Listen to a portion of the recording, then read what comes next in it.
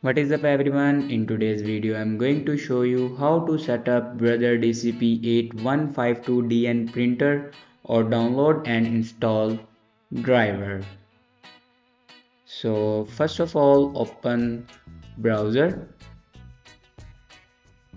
and search here printer.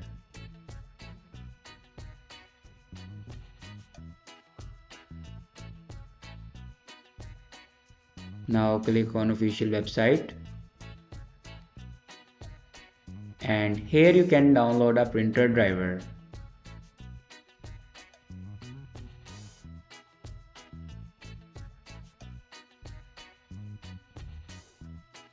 After download a printer driver, then open your downloaded files and here you can install a printer driver.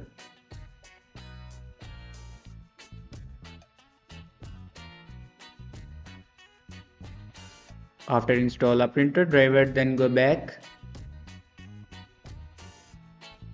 and open settings and click on printer and scanners. Now click on add device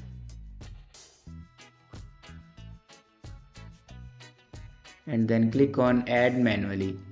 Now follow these steps for add a printer.